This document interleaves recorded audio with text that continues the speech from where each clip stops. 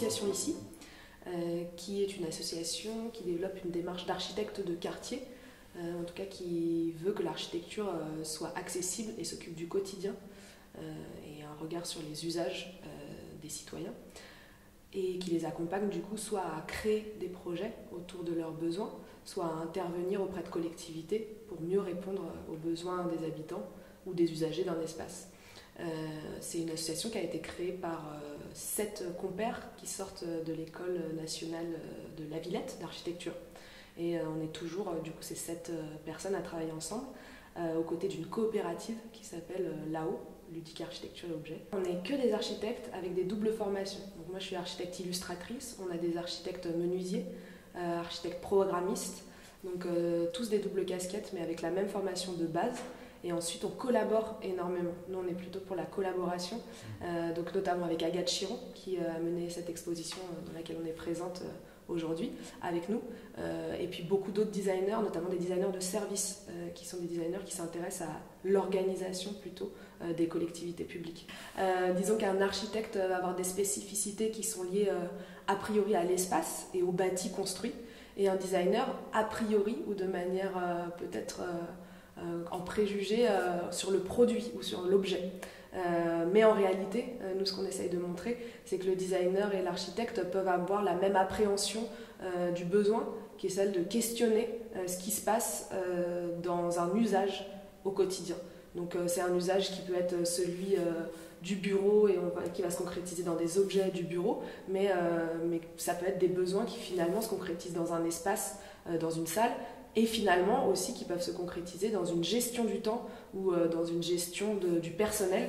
Et c'est là où nous, on va laisser notre place et on va pouvoir identifier un besoin très clairement, mais se rendre compte que ce n'est pas à nous d'y répondre et que nous n'avons pas les outils pour y répondre. Nous, on procède souvent, en tout cas ce qu'on revendique, c'est d'avoir le luxe, parce que c'est quand même un luxe de pouvoir faire une permanence architecturale. Donc c'est de pouvoir être dans l'espace, dans le lieu, et de devenir un collègue ou une personne qui fait partie du paysage. Donc c'est ce moment-là où on va observer qui il est intéressant d'aller consulter, parce qu'on pense peut-être d'abord aux élèves, parce que c'est les principales concernées, c'est important, mais ça peut aussi être important de consulter les professeurs, de consulter les agents d'entretien. Donc on va un peu s'imprégner du lieu, regarder ce qui s'y passe, et puis nous-mêmes vivre aussi certaines expériences, parce qu'on a beau nous les raconter, si on ne les voit pas ou on ne les vit pas, on ne les ressentira pas de la même manière. Donc avoir le temps de faire ça, et ensuite c'est là qu'on peut élaborer des ateliers, c'est-à-dire qu'il n'y a pas d'atelier tout fait, il n'y a pas le kit qui nous permet d'intervenir où on a déjà tous les ateliers nécessaires.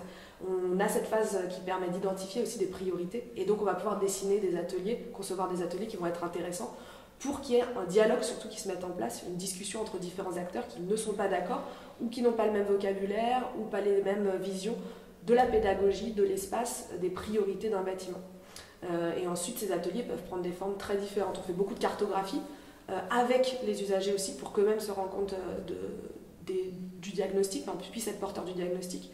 Donc de la cartographie sur les circulations, sur les densités de personnes, beaucoup de data visualisation, on essaye de voir combien de personnes utilisent à quel moment, et tout de suite quand on le met en chiffres ou en forme, on se rend beaucoup plus, on arrive aussi beaucoup mieux à transmettre ce diagnostic-là. Donc beaucoup d'ateliers comme ça et beaucoup d'ateliers de discussion et de maquettes aussi. Ensuite, quand on passe dans la phase conception, où on va discuter d'après une volumétrie et on va commencer à manipuler les choses aussi. C'est un personnel qui est une sorte de docteur, d'infirmier du bâtiment, qui est là pour que le bâtiment aille bien. Donc c'est à la fois des agents de maintenance qui sont là pour réparer des tuyaux, réparer des portes, qui sont essentiels. C'est-à-dire que ça ne passe pas sous le regard de l'enfant. Les enfants se rendent compte tout de suite, ils sont là, ils utilisent tous les jours, ils se rendent encore plus compte que les adultes des petits détails, des petits dysfonctionnements. Une porte cassée, un verrou cassé, c'est soit une possibilité de faire une bêtise ou d'inventer, mais c'est surtout, eux, ils le vivent comme une sorte de désintérêt de leur activité. Tout de suite, ils voient que ça a peu d'importance parce qu'on laisse les choses casser. Donc il y a à la fois la maintenance et puis l'entretien des espaces. Donc comment on va bien faire le ménage, on va arriver dans une classe qui sent bon, qui a été aérée. Donc c'est savoir prendre soin de ces espaces-là. Donc il faut comprendre comment vit un bâtiment au même sens que vit un corps. Donc c'est très important d'interroger ces agents-là qui permettent cette maintenance-là, qui permettent cette vie du bâtiment. Il y a un exemple qui est dans le livre Travaux d'école qui est très intéressant de Dorothée Cuny, qui explique son expérimentation sur une salle de classe où ils font le pari d'avoir une salle de classe au collège. Donc ça existe dans certains collèges, d'avoir une salle qui appartient aux élèves, enfin qui appartient, c'est-à-dire que ce n'est pas l'élève qui se déplace selon les matières à chaque fois de classe et les classes correspondent à des professeurs, mais une salle où les professeurs vont venir dans cette classe. Pour voir en fait ce que ça permet sur les apprentissages et surtout sur la vie de classe et le civisme qui va se développer autour de ça.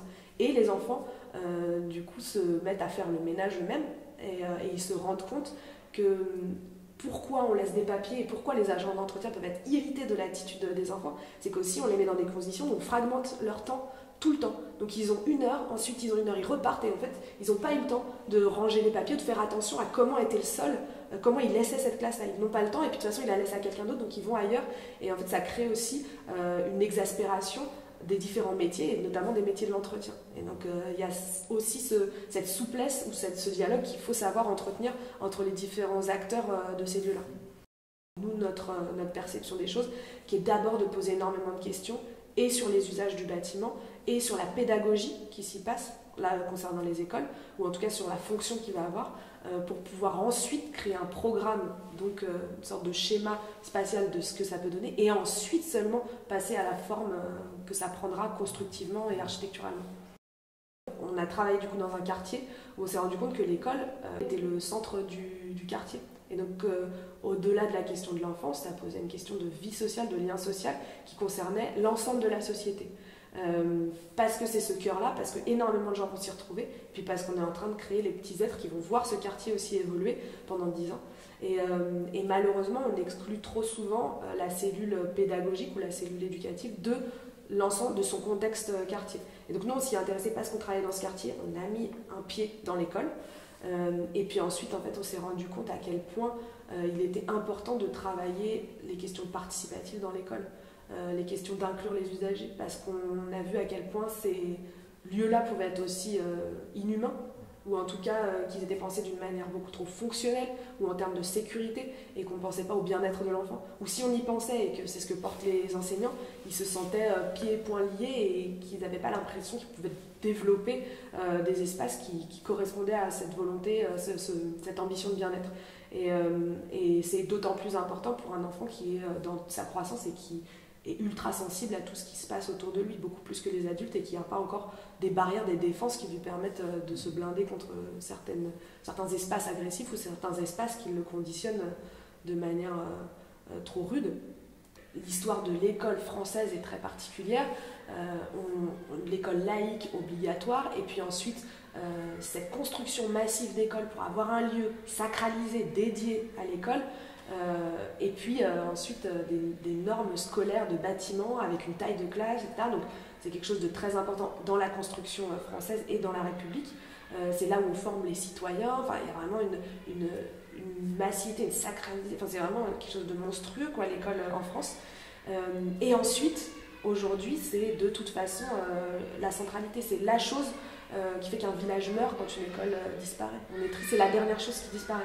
On peut encore avoir le dernier boulanger, le dernier boucher, ne plus en avoir, il reste l'école, et quand l'école part, c'est terrible pour le village. Parce que, il n'empêche que 50%, alors j'ai pas les pourcentages, une grande partie de la population se retrouve à l'entrée de l'école.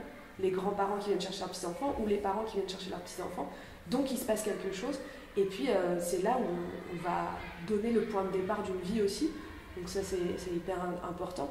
Et il n'empêche que c'est pas uniquement le point de départ pour des vies qui se passeront ailleurs. C'est plein de points de départ qui concernent ce quartier-là. C'est très territorial. Et donc c'est de plus en plus intéressant. Nous, on pense de pouvoir inscrire cette dynamique d'école à travers le quartier. Même que le quartier soit support de pédagogie, enfin au-delà de l'école elle-même. Comment le jardinier qui vient entretenir les espaces verts peut accueillir une classe et expliquer ce qu'il fait au quotidien. Du coup, on comprend ce qui se passe aussi dans notre quartier et on comprend matériellement tout ce qui nous entoure. Et pour nous, ça c'est très important. c'est aussi parce qu'on attache une importance particulière à nos enfants et donc on est plus clément et donc on va avoir un regard bienveillant sur les savoirs qu'ils vont nous apporter, sur ce qu'ils ont découvert du quartier et c'est très important ça veut dire qu'un professionnel va pouvoir être dans une posture totalement différente. Vous imaginez le jardinier qui explique à des architectes ou des urbanistes qui sont venus voir comment ils allaient transformer, il va avoir une attitude parfois réticente ou en tout cas d'explication de son métier. Bon voilà, si ça va être des enfants, on va avoir un jeu qui va être aussi tout à fait différent et on a un lien qui est différent qui se crée entre acteurs où on essaye d'apprendre les uns des autres. Ce qui serait fantastique, c'est qu'on soit tous dans cette attitude-là en tant qu'adultes. Mais en tout cas, cette valeur-là, elle est importante et que chaque adulte puisse avoir cette capacité de transmettre et cette volonté bienveillante envers ses débuts de vie, quoi.